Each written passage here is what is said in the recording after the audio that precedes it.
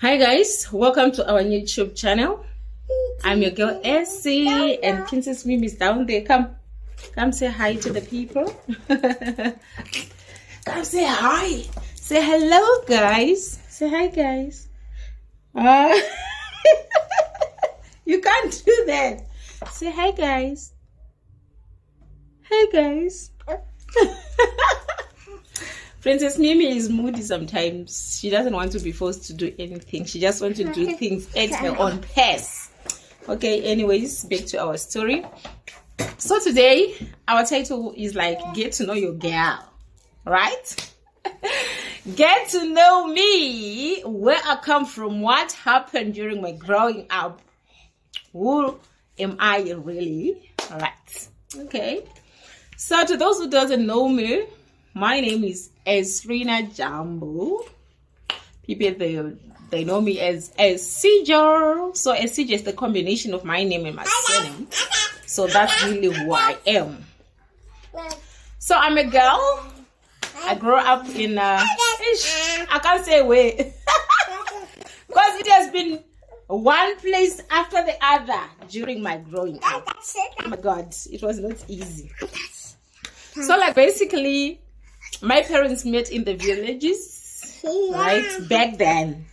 Back then they met in the villages. Then they got married. And yeah, they were still in the village. My mom was the first daughter-in-law to our family. Which means my father got married first before his elder brother. Right? Yes. And then my mom had my brother, which is the firstborn. Then soon after she had my brother, she did not take time. She conceived again, and I was in there. Woo! I was in her belly. So me and my brother, we are just 2 years apart, which means yeah, my mom was pregnant when my brother was a year old or something like that, or less than a year, I don't know.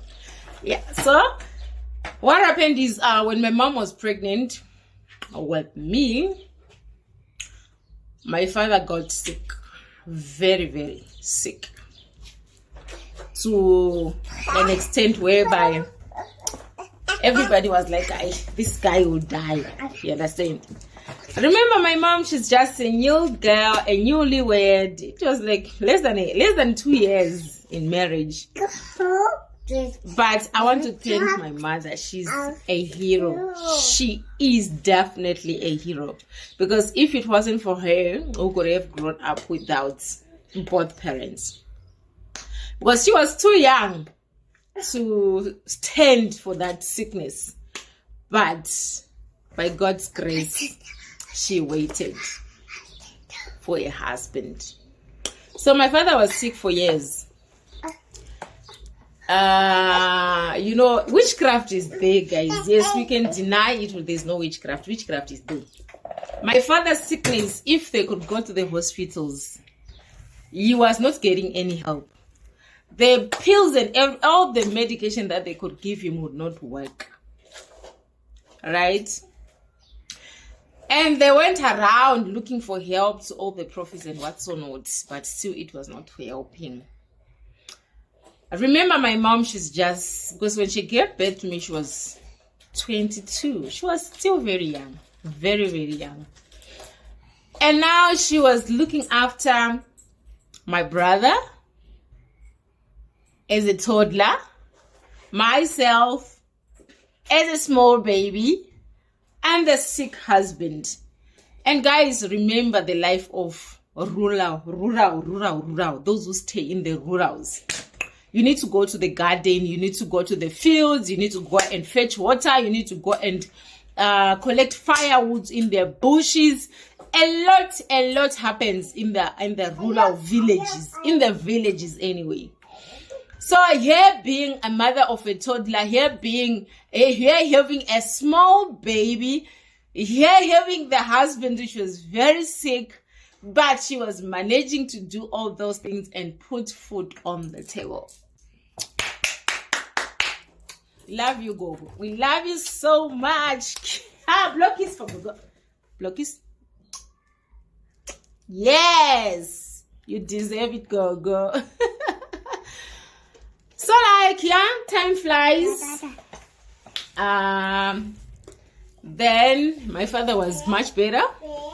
When my father was much better, my mom conceived again after 5 years, and then she had my young brother, and we were now 3 of us.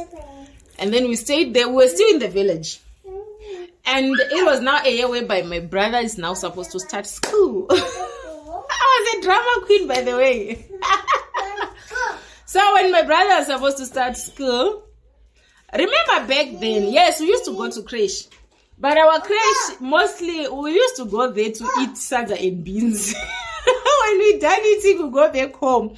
Yeah, but they used to teach us like head and shoulders, knees, something. Yeah, small things, but most of the things but the most important things that we were going there for, it was salsa and beans back then. Now it was my brother's time to go to grade 1.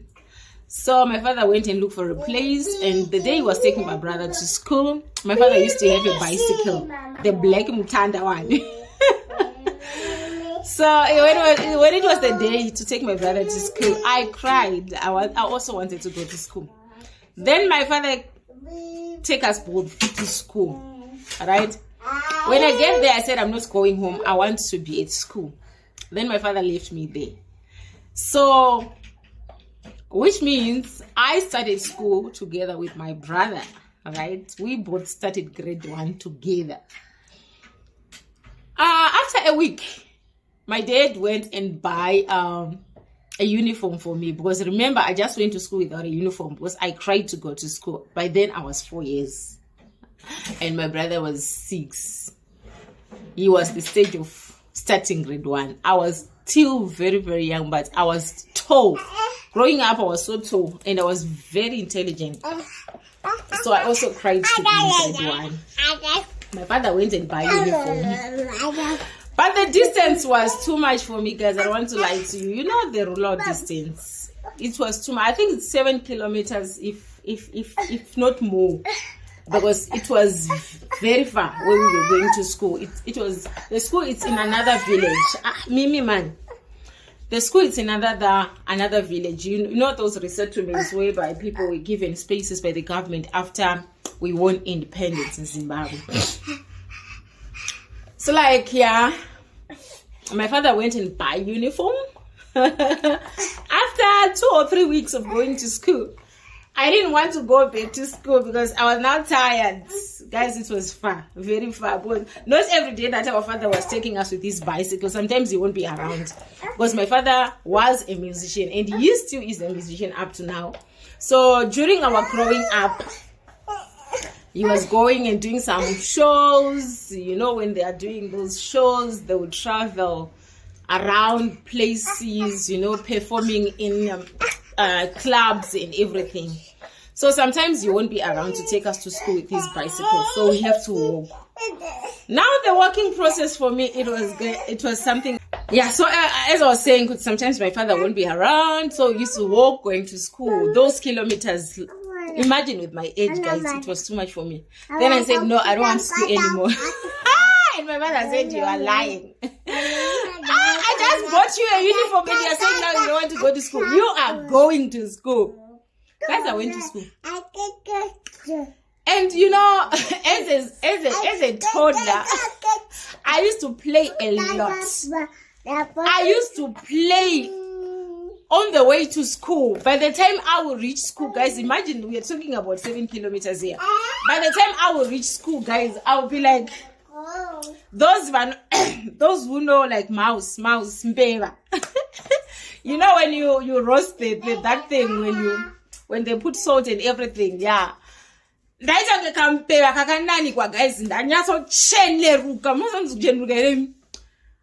will be white all over with sand, because I will be playing all the way to school.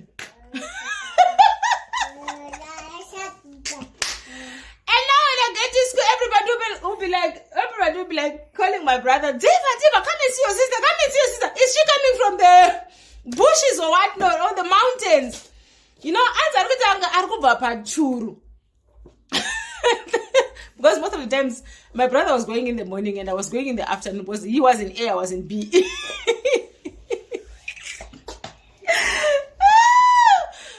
my brother felt so embarrassed with my behavior. But I was young, I was just a child. I was playing. And myself going to school, I was playing, guys. I don't want to lie to you.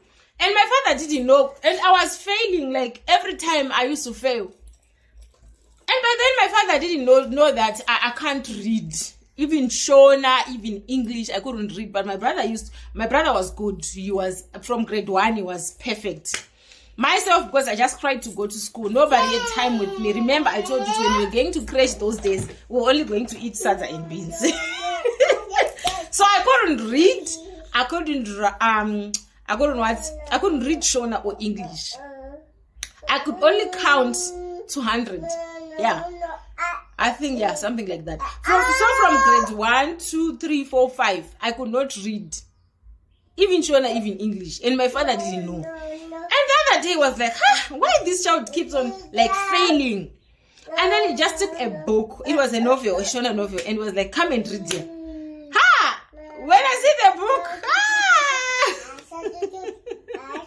I could not pronounce even a single word. And my father was like, oh my God, that's why she's failing. She can't read. From that day, my father started teaching me how to read. Within a week, I was reading perfectly. And now school was so nice now from then because I could read. I could read Shona, I could read English, I could understand whatever they are teaching us at school. Now I loved school. I was now in grade 5. We were still in the village. Alright. Then my father now, he was now based in Harare. He just used to come to the village but going back to Harare. So I went to Harare. It was holiday, December holiday. Grade 5 December holiday. I went to Harare. When we got there, the whole holiday we were there. And then comes January. Then I told my father, I'm not going back to the village. I don't want to be there. I want to stay with him. What not. I was with my brother, the firstborn. And then my father said, okay, it's fine. He looked for a place for us. We both went to Glenview 3 Primary School. That's where we started. And then my brother went to grade 7. So which means I also did. So which means we did grade 6 in the village. Yes, both of us. So when we went to Harare, my brother proceeded to grade 7. And then my father said, I can't go to grade 7. I need to repeat to be in grade 6 so that you won't have a problem, an issue whereby you need both our monies for registration and everything. And he said, you are still very young as well. Maybe you will learn with your age mates. Then I said, okay. Then my brother went to grade 7. I go back to grade 6 in Harare. And then later on, our mom joined us. And then we started staying in Harare, both of us. We left the village. By then, okay, before I go far, in the village, my father used to own cows, cows and goats and chickens and everything. So on goats, he gave us each one of us, he gave us goats, and he gave me my goat. My goat's name was Chirura, like a flower. Yeah, I gave the name. And then my goats, the way it was like giving birth. Oh my God, I used to have a lot of goats under my name. So like, yeah, when we went to Harare, everything just,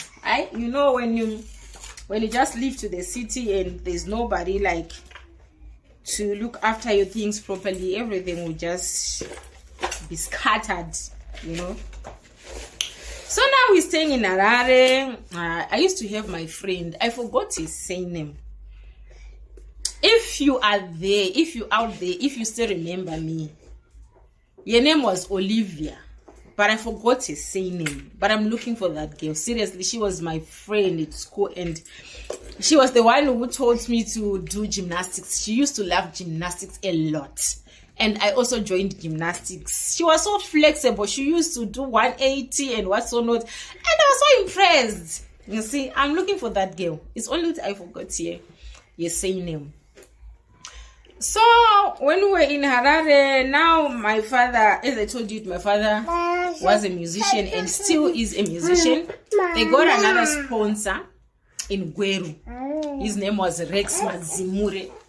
So we moved from Harare to Gweru. Guys, relocating, when parents make a decision of relocating, it hurts kids because it's not easy to go to a new place. Now you're starting to look for new friends and everything. But as a child, you've got no option. You can't do anything. You just need to follow the rules. You just need to follow your parents.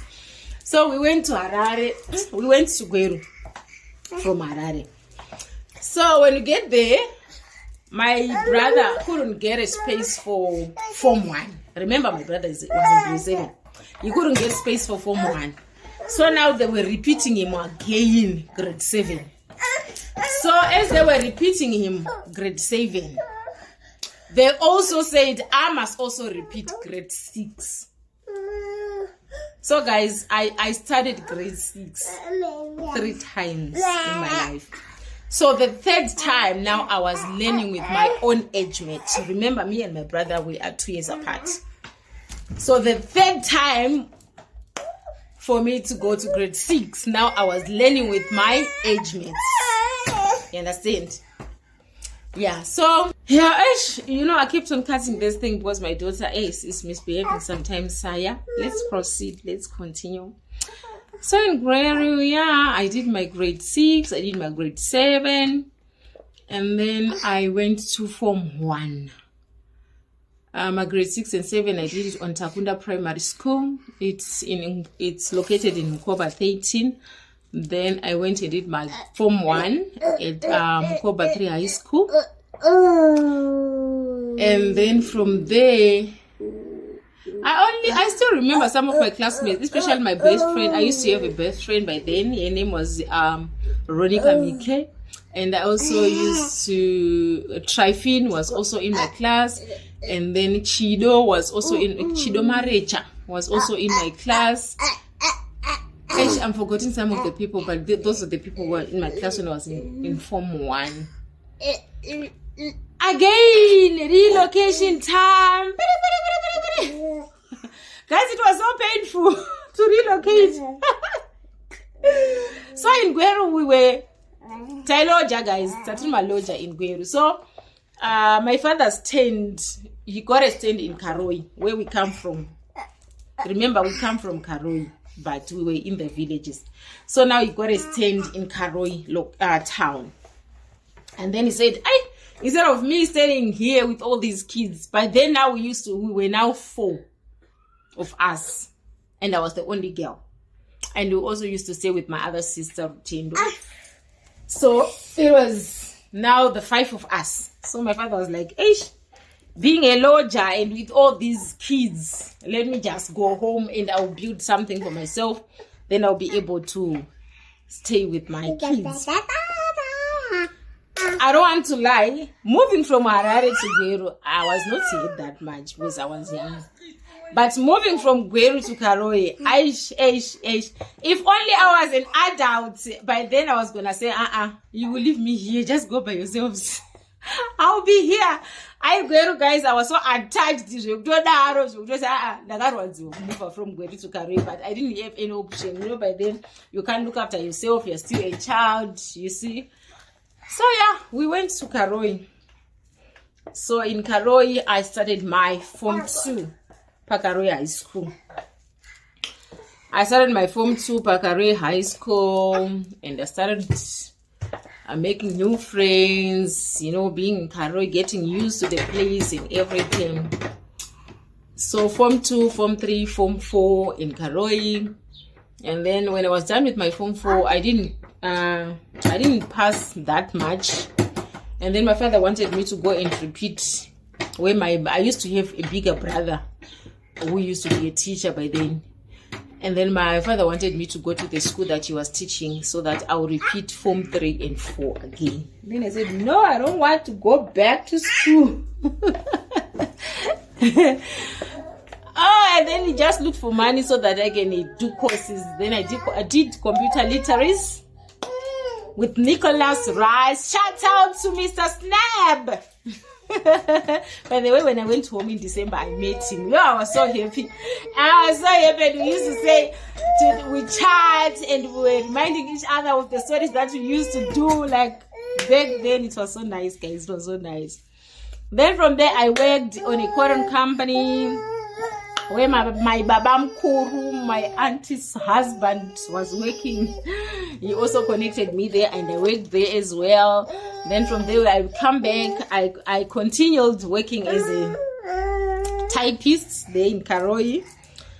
And then from there, that's when I decided to, no man. I need to leave this place. I'm tired of Karoi. And then I went to Harare. I stayed for a year in Harare with my aunt. Then from there, I went back home in Karoi. I think I stayed only 3 or 4 months in Karoi. Then I said, no, I'm going now. I'm going to South Africa. And by then, guys, there was no one here. Not even a relative. But I just told myself, I'm going.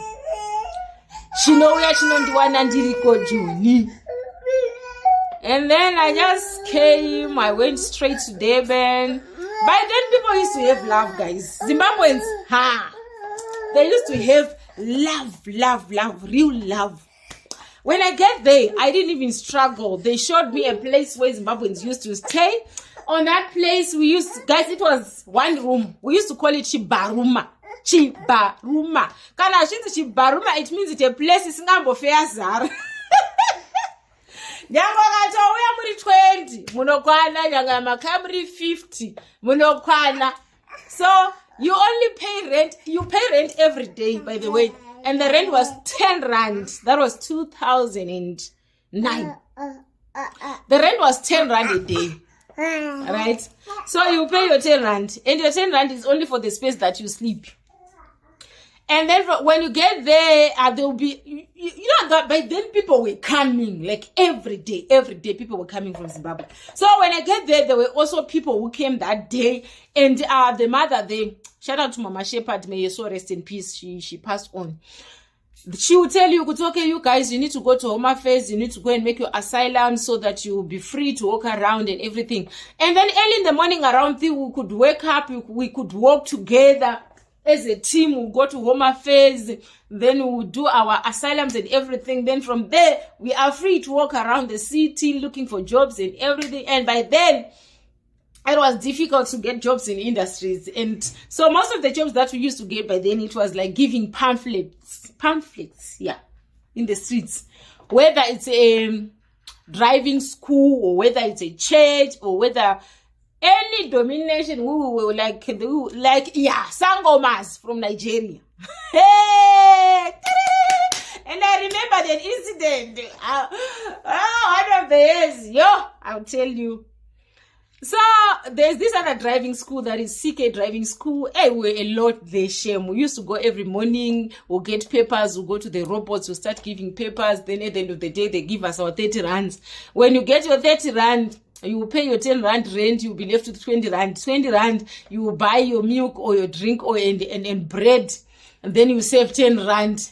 So at the end of the week, you save that, with the money that you saved, then you'll be able to buy your comfort, and now you're starting life. Hey! Guys, you are lucky you are coming to South Africa now when everything is normal. You have your relatives, you just come, you press remotes, you open fridges. When we come, it was hard. Guys, I remember for the whole week, I didn't have any blanket. I was using my game skirt from school. That was my blanket. Then after a week, I could afford to buy myself a comforter. Hey, guys, life. So, I used to have a lot of mothers. By then, I was so young. Because when I come to South Africa, I was still a girl. A small girl, by the way. So, I used to have my mothers there. Most of, adults, I used to call them mom, So, one of my mothers went out there. And she got a job by this Sangoma from Nigeria. And then at the end of the day, that Sangoma refused to give her money. They agreed 30 rand when she started giving the papers. At the end of the day, the Nigerian refused to give her 30 rand. And she came and she told me, I was supposed to go to Zimbabwe next week. Mama might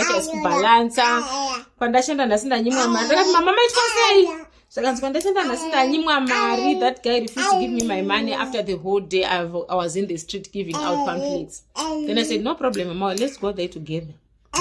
We went there. Hey, come on, Mama. Shoot up a film. When I get there, I said to my bro, I'm going to tell Mama because she can't speak English. I can speak fluent English. Give us some money. Said, yeah, you didn't wait for me. I didn't employ you. Wara, not. I said, hey, give my mother a man. And then he said, I'm not giving you. Go and report any way you want. He said, okay, reporting. I'm not going to report. I'm here. All I need is my money. And I started banging things. We want our money. I'm not going anywhere. I need that money. And the Nigerian now was becoming like furious. You know, most of the Nigerians got big bodies, like, and he wanted to hit me. Then I said, what? And the moment he wanted to hit me, I hit him first. A punch. And then he pushed me. Hey. Then I said, my brother, you are fighting me. Why is you the one who's owing me? Don't worry. Don't worry. I'm going to report you right now to the police because when you want to take advantage of foreigners and you want to have cheap and free labor. How can you make my mom stand in the streets on the robot for the whole day with this son? And at the end of the day, they want to pay your money. My brother, I'm going. And then I went downstairs. When I get downstairs, I just see the police van passing. I called for it, and then they waited for me. Then I told them my story. Same time we went to that Nigerian office. Same time the Nigerian, the way they treated him. Oh my God. Yo, they handcuff him. They make him sit on the floor. They make him do all these foolish things. I was so happy, but because the way I did it and I that Nigerian guy then from there, instead of him paying me that 30 rand, I got to 250, I think. Then I gave my mom 100 rand. I fought for it.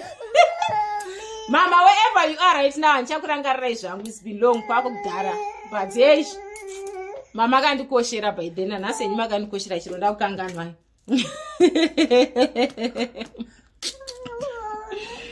So, guys, in short, that is my story. I will continue. If you love the stories, please write something in the comment section that you need me to proceed with the stories. What happened? And how did I get to have these kids today? What happened? So if you really enjoyed the stories, please write down in the comment section. Please proceed. Continue with the stories. I will tell you more. Hey guys, my daughter is now making noise. So if you have listened to my stories up to this far, so guys, continue liking and sharing, subscribe to our channel. We love you so much. We'll continue giving you more and more dub content. Amen. Come and say bye to the people. It's my daughter. Say bye. Say bye. Anyway guys, see you in the next vlog. My daughter she wants to sleep now. She's tired. Bye.